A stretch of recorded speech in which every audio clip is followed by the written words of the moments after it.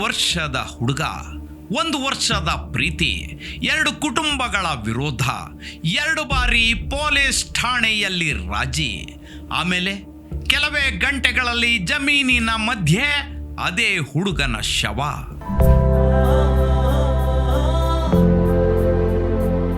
ಒಂದು ಪ್ರಶ್ನೆ, ರಾಜಿಯಾದ ನಂತರ ನಿಜಕ್ಕೂ ಏನಾಯ್ತು? ಈ ಕತೆ ಜಮೀನಿನಲ್ಲಿ ಸಿಕ್ಕ ಶವದಿಂದ ಆರಂಭವಾಗೋದಿಲ್ಲ.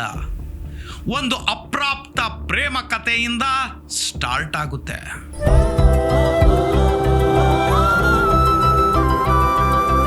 ಗೌರಿಬಿದನೂರು ಪುಟ್ಟ ಪಟ್ಟಣ, ಎಲ್ಲರೂ ಎಲ್ಲರನ್ನೂ ಗುರುತಿಸೋ ಊರು. ಒಂದು ಸುದ್ದಿ ಹರಡಿದ್ರೆ ಅದು ಕ್ಷಣಗಳಲ್ಲಿ ಇಡೀ ತಾಲೂಕಿನ ಮಾತಾಗಿ ಬಿಡುತ್ತೆ. ಮೊನ್ನೆ ಇದೇ ರೀತಿಯ ಒಂದು ಸುದ್ದಿ ಜನರನ್ನ ಬೆಚ್ಚಿ ಬೀಳಿಸಿತ್ತು. ಗೌರಿಬಿದನೂರು ತಾಲೂಕಿನ ಹೊಸಪೇಟೆ ಗ್ರಾಮದ ಸಮೀಪ ಒಂದು ಜಮೀನಿನಲ್ಲಿ 18 ವರ್ಷದ ಯುವಕ ಹರೀಶ್ ಎಂಬಾತ ಮೃತ ಸ್ಥಿತಿಯಲ್ಲಿ ಪತ್ತೆಯಾಗಿದ್ದ. ನೇಣು ಜೀರಿದ ಸ್ಥಿತಿಯಲ್ಲಿತ್ತು ಆತನ ಶವ.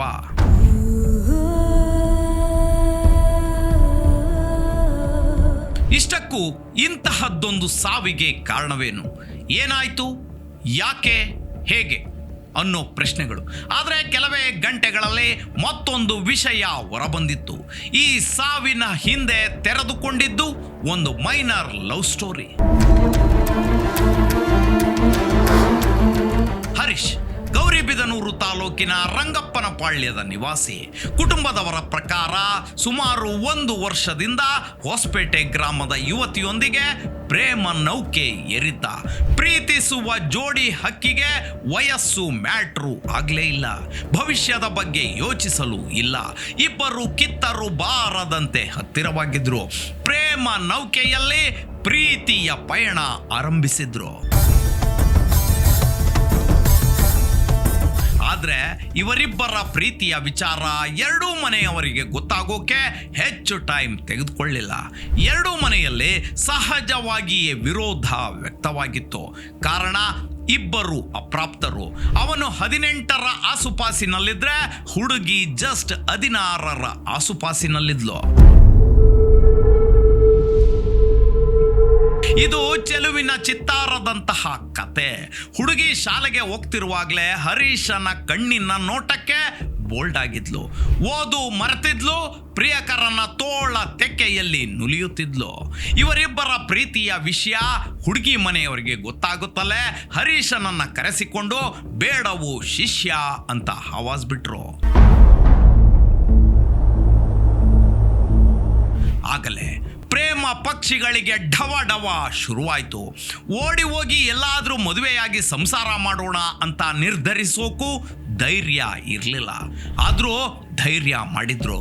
ಮನೆಯವರೊಟ್ಟಿಗೆ ಮಾತುಕತೆ ಆಡಿದ್ರು. But no use. ಎರಡೂ ಮನೆಯವರು ಪ್ರೀತಿಗೆ ವಿರೋಧಿಸಿಬಿಟ್ರು. ಅದ್ಯಾವಾಗ ನಾನಿನ್ನ ಬಿಡಲಾರೆ ಅಂತ ಹರೀಶ ಹುಡುಗಿಯ ಬೆನ್ನತ್ತಿ ಕಾಡತೊಡಗಿದ್ನೋ ಆಗಲೇ ಹುಡುಗಿ ಮನೆಯವರು ಏರಿದ್ದು ಗೌರಿಬಿದನೂರು ಗ್ರಾಮಾಂತರ ಪೊಲೀಸ್ ಠಾಣೆಯ ಮೆಟ್ಟಿಲು.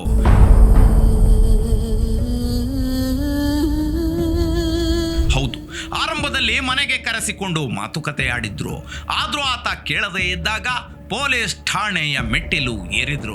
ಎರಡೂ ಕುಟುಂಬದವರನ್ನ ಕರೆಸಿಕೊಂಡ ಪೊಲೀಸರು ಮಾತುಕತೆ ಆಡಿದ್ರು.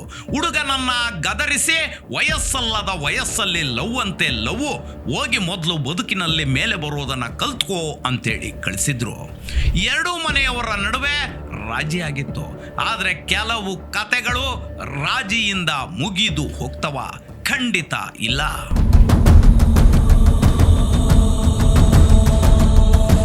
ಒಂದು ಹೊಸ ಕತೆ ಆರಂಭವಾಗಿತ್ತು. ರಾಜಿಯಾಗುತ್ತಲೇ ಸೈಲೆಂಟ್ ಆಗಿ ಬಿಡೋಕೆ ಅದೇನು ಜಮೀನು ಗಲಾಟೆಯ?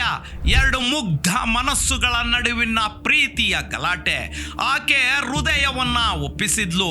ಇವನು ಅವಳಿಗಾಗಿ ಸರ್ವಸ್ವವನ್ನು ತ್ಯಾಗ ಮಾಡೋಕೆ ಸಿದ್ಧನಾಗಿ ಬಿಟ್ಟಿದ್ದ. ಹೀಗಾಗಿ ರಾಜಿ ಪಂಚಾಯಿತಿ ಆದ್ರೂ ಬಿಟ್ಟಿರಲಾಗದೆ ಕದ್ದು ಮುಚ್ಚಿ ಭೇಟಿಯಾಗ್ತಿದ್ರು. ಮತ್ತೆ ಉದ್ಭವಿಸಿತ್ತು ಗಲಾಟೆ. ಇವರಿಬ್ಬರು ಕದ್ದು ಮುಚ್ಚಿ ಸೇರೋಕೆ ಸಾಧ್ಯವಾ? ಕಳ್ಳ ಗಣ್ಣುಗಳಿಂದ ತಪ್ಪಿಸಿಕೊಳ್ಳೋಕೆ ಸಾಧ್ಯವೇ ಆಗ್ಲಿಲ್ಲ. ಇಬ್ಬರು ಭೇಟಿಯಾಗೋದನ್ನ ನೋಡಿದವರು ಹುಡುಗಿ ಮನೆಯವರಿಗೆ ತಿಳಿಸ್ಬಿಟ್ರು. ಮತ್ತೆ ಅವರು ಏರಿದ್ದು ಒನ್ಸ್ ಅಗೈನ್ ಪೊಲೀಸ್ ಠಾಣೆ ಮೆಟ್ಟಿಲು. ಮತ್ತದೇ ರಾಜಿ ಪಂಚಾಯಿತಿ. ಈ ಬಾರಿ ಪೊಲೀಸರು ಸ್ವಲ್ಪ ಗದರಿ ಬಿಟ್ರ ಗೊತ್ತಿಲ್ಲ. ಆ ದಿನ ಠಾಣೆಯಿಂದ ಎಲ್ಲರೂ ಮನೆಗೆ ಬಂದಿದ್ರು. ಹರೀಶ್ ಮನಸ್ಸಿಗೆ ಅದೇನಾಯ್ತು ಏನೋ, ಅವನು ಮೌನವಾಗಿ ಬಿಟ್ಟ.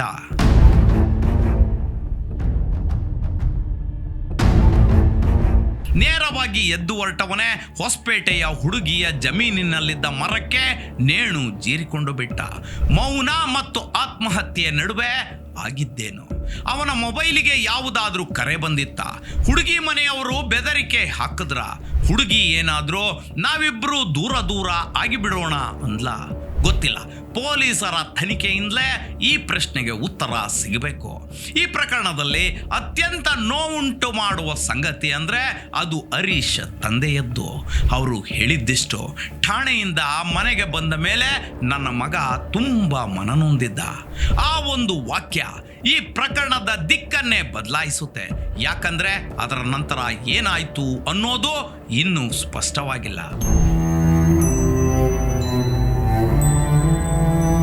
ಹೌದು, ಆ ಸಂಜೆ ಹರೀಶ್ ಮನೆಯಿಂದ ಹೊರಗೆ ಬಂದಿದ್ದ. ಅವನು ಎಲ್ಲಿಗೆ ಹೋಗ್ತಿದ್ದ? ಯಾರನ್ನ ಭೇಟಿಯಾಗೋಕೆ ಹೊರಟಿದ್ದ? ಅವನು ಒಬ್ಬನೇ ಇದ್ನಾ ಅಥವಾ ಯಾರಾದ್ರೂ ಜೊತೆಲಿದ್ರ? ಈ ಪ್ರಶ್ನೆಗಳಿಗೆ ಇನ್ನೂ ಅಧಿಕೃತ ಉತ್ತರ ಸಿಕ್ಕಿಲ್ಲ.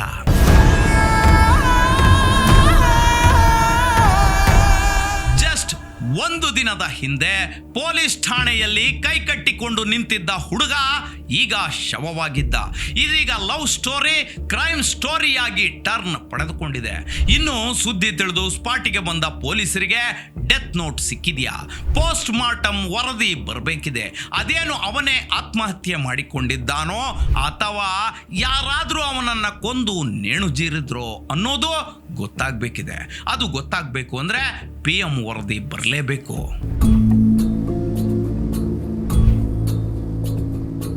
ಹರೀಶ್ ಸಾವಿನ ನಿಜವಾದ ಕಾರಣ ಏನು? ಈ ಪ್ರಕರಣದಲ್ಲಿ ಉತ್ತರಗಳಿಗಿಂತ ಪ್ರಶ್ನೆಗಳೇ ಹೆಚ್ಚು.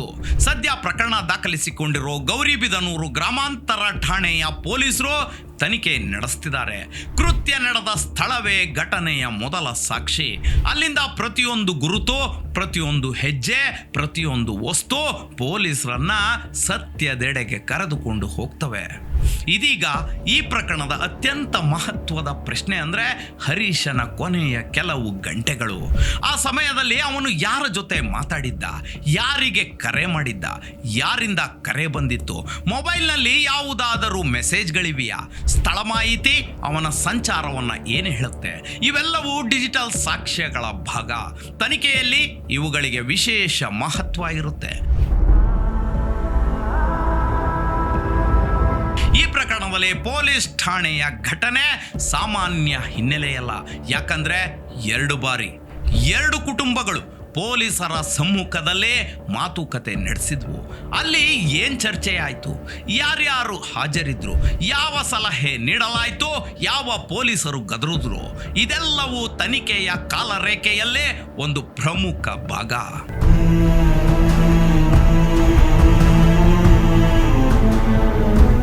ಈ ಸಾವು ಕೇವಲ ವೈಯಕ್ತಿಕ ನಿರ್ಧಾರದ ಫಲವ ಅಥವಾ ಯಾರಾದರೂ ಒತ್ತಡ ಹಾಕಿದ್ರ?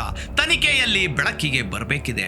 ಒಂದು ಪ್ರೀತಿ, ಒಂದು ವಿರೋಧ, 2 ಬಾರಿ ಪೊಲೀಸ್ ಠಾಣೆಯಲ್ಲಿ ರಾಜಿ, ಆಮೇಲೆ ಒಂದು ಸಾವು. ಈ ಕ್ಷಣಕ್ಕೆ ನಮಗೆ ಗೊತ್ತಿರೋದು ಒಂದು ಘಟನೆ ನಡೆದಿದೆ ಅನ್ನೋದಷ್ಟೇ. ಆದರೆ ಅದು ಯಾಕೆ ನಡೀತು? ಆ ಕೊನೆಯ ಗಂಟೆಗಳಲ್ಲಿ ನಿಜಕ್ಕೂ ಏನಾಯ್ತು? ಹರೀಶ್ ಮನಸ್ಸಿನಲ್ಲಿ ಏನಿತ್ತು? ಈ ಪ್ರಶ್ನೆಗಳಿಗೆ ಉತ್ತರ ಸಾಮಾಜಿಕ ಜಾಲತಾಣಗಳ ಊಹಾಪೋಹಗಳಲ್ಲಿ ಸಿಗೋದಿಲ್ಲ. ಅದು ತನಿಖೆಯ ಕಡತಗಳಲ್ಲಿ, ಸಾಕ್ಷ್ಯಗಳಲ್ಲಿ ಅಡಕವಾಗಿದೆ. ಒಟ್ಟಲ್ಲಿ ಜೋಡಿ ಹಕ್ಕಿಗಳಲ್ಲಿ ಒಂದು ಹಕ್ಕಿಯ ಪ್ರಾಣ ಪಕ್ಷಿ ಹಾರಿ ಹೋಗಿದೆ. ಮತ್ತೊಂದು ಹಕ್ಕಿ ನೋವಿನಲ್ಲಿ ಸಾಯೋಕ್ಕೂ ಆಗದೆ ಬದುಕೋಕ್ಕೂ ಆಗದೆ ತೊಳಲಾಡ್ತಿದೆ. ಪ್ರೀತಿ ಮಾಯೆ ಹುಷಾರು, ಕಣ್ಣೀರು ಮಾರೋ ಬಜಾರು ಅನ್ನೋದು ಇದಕ್ಕೆ ಅಲ್ವಾ? ಪ್ರೀತಿ ಮಾಯೆ ಹುಷಾರು, ಕಣ್ಣೀರ್ ಮಾರೋ ಬಜಾರು. ಇಂತಹ ಡಿಫ್ರೆಂಟ್ ಕ್ರೈಮ್ ಸ್ಟೋರಿಗಳಿಗಾಗಿ stay tuned Suman TV Kannada, ಇದು ಸಮಾಜದ ಸ್ವರ.